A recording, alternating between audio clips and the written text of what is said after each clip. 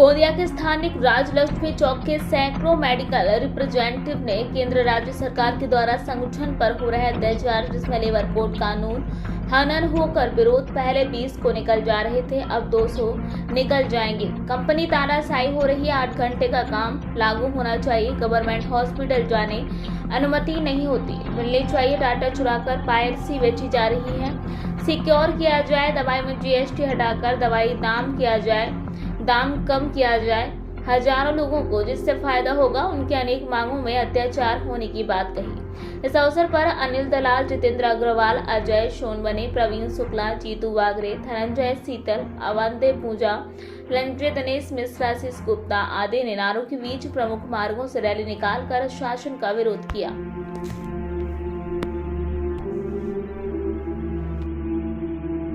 संगठन की रैली है।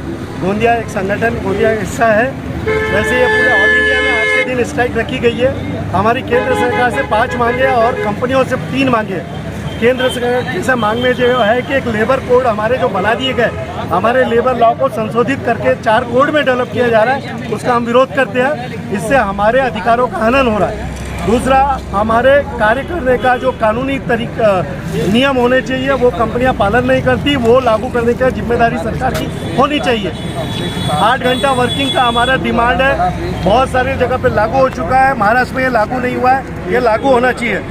दूसरी बात, जितने गवर्नमेंट हॉस्पिटल है उसमें मेडिकल रिप्रेजेंटेटिव की एंट्री को बैन किया हुआ है। हमारी डिमांड है कि हमारा काम करने का अधिकार है, इसके अंतर्गत हमको सारे संस्थाओं में काम करने की छूट होनी चाहिए।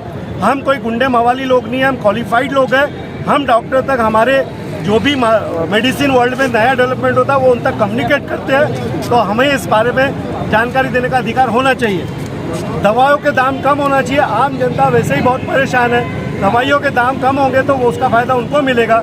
हमारी सबसे बड़ी डिमांड है कि इस पर से जीएसटी हटना चाहिए। दवाइयाँ और दवाइयों के अलावा जो मेडिकल इक्विपमेंट होते हैं, जैसे कार्डियक में को ये लगता है, स्टेन लगता है, उसके रेट कम होना चाहिए।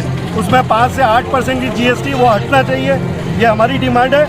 और हमारे सारे फील्ड वर्कर के जो डाटा प्राइवेसी है वो मेंटेन होना चाहिए।